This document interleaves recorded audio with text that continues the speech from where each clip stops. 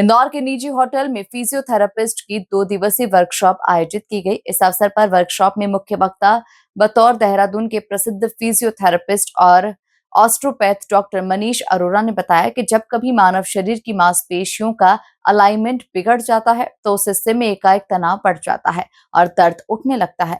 ये समस्या आगे चलकर स्लिप डिस्क, जोड़ों का दर्द, कमर दर्द, साइटिका आदि बीमारी का रूप ले लेती है।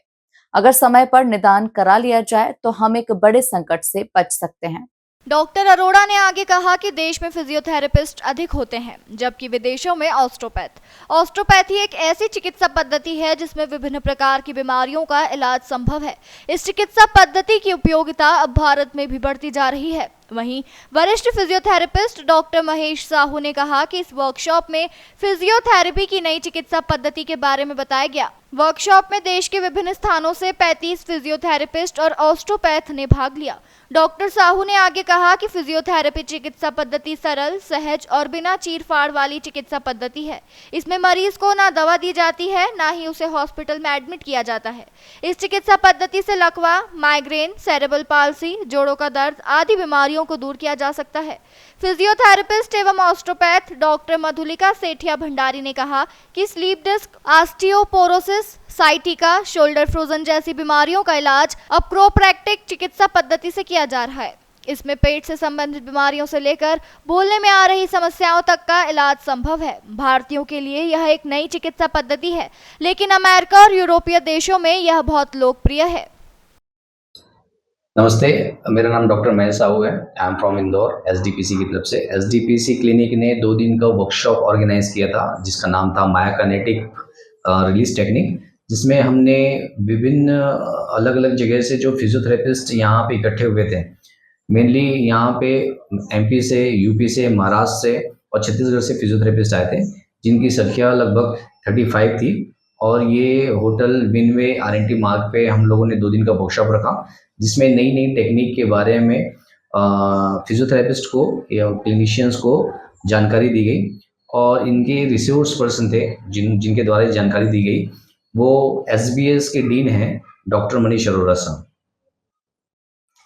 ये वर्कशॉप डॉक्टर महेश साहू ने ऑर्गेनाइज करी थी एसडीपीसी टीम की साइड से, और जो रिसोर्स पर्सन थे डॉक्टर मनीष अरोरा सर ने वर्कशॉप में हमें musculoskeletal system plus neurological system के थ्रू जो भी प्रॉब्लम्स होती हैं उसको कैसे हम फाइंड आउट करते हैं और उसका कैसे ट्रीटमेंट करते हैं वो हमें सर ने बताया।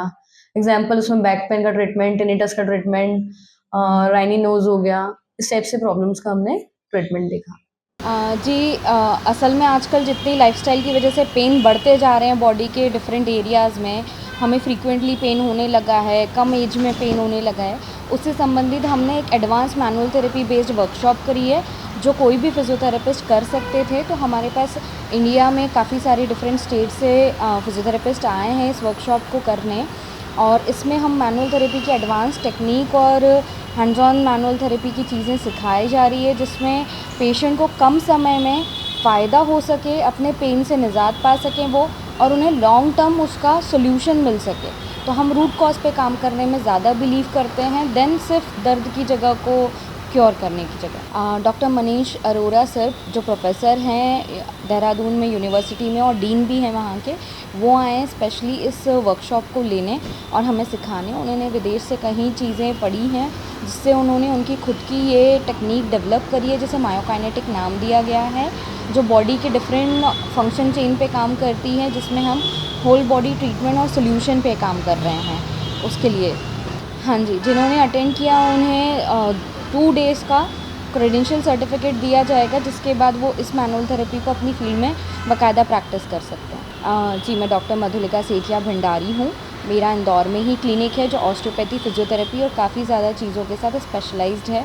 और हम पेशेंट के पेन पे ही नहीं बट उनको सर्जरी से प्रिवेंट करना, पेन से प्रिवेंट करना, डेली लाइफस्टाइल हैबिट में क्या गलत हो रहा है उसको सही करना, घुटनों की सर्जरी, लिगामेंट इंजरी, शोल्डर में जो इंजरीज़ हैं उनको प्रिवेंट करने के लिए वर्क करते हैं।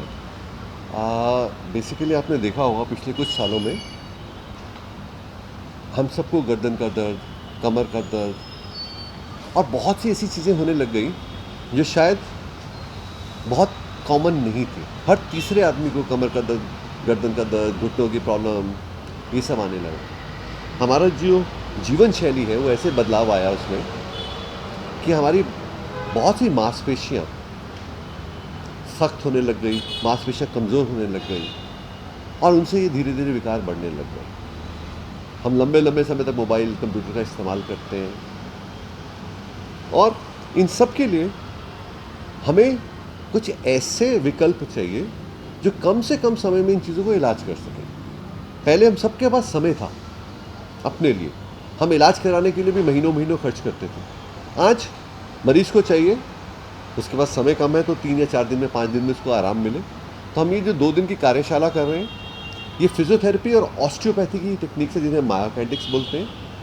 इन दोनों को मिला जुला के कैसे पेशेंट के दर्द को कम से कम समय में अच्छे से अच्छा निवारण करें, इसके ऊपर कार्यशाला है जिसमें हमारे पास लगभग 35 इंदौर के और आसपास के शहरों से फिजियोथेरेपिस्ट आए हुए हैं ताकि उनको ये चीज़ें सीखें और मरीज़ों को बहुत सी बीमारियाँ, tennis elbow, frozen shoulder, osteoarthritis knee, plantar fasciitis जो पैर के तलवे में दिक्कत आती है, कमर का दर्द, गर्दन का दर्द, चक्कर आना, माइग्रेन, इन सब का इलाज कर सकें। मैं ऐसे बोलता हूँ जी, एक चावल है तो एक दाल है।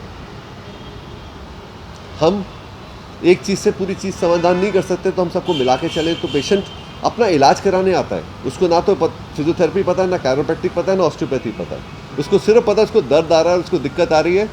अगर हमने उसको सोल्यूशन दे दिया तो वो हमें ही ढूंढता हुआ आएगा। और अगर हम सिर्फ नाम से उसको करें कि जी ये कर रहे हैं, क्योंकि बहुत लोग यूट्यूब, गूगल से पढ़ के वो डॉक्टर भी नहीं है।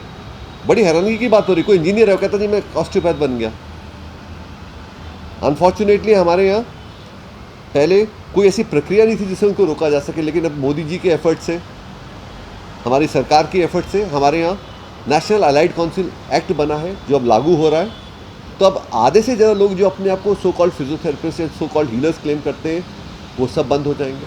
और वो लोग जिन्होंने अपना समय और अपना पैसा लगाया इन चीज़ों को सीख के अच्छा इलाज करने के लिए, और ये समय पैसा उनका नहीं, ये पब्लिक मनी, क्योंकि आप किसी पेशेंट से पैसा लेते हैं और उसको इलाज नहीं दे पाते तो आप उसके साथ भी चीट करते हैं। अब डॉक्टर मधुलिका हैं, ये इंदौर के कुछ चुनिंदा ऑस्टियोपैथ्स में से एक है। इन्होंने पूरी अपनी तालीम हासिल की है ऑस्टियोपैथी में।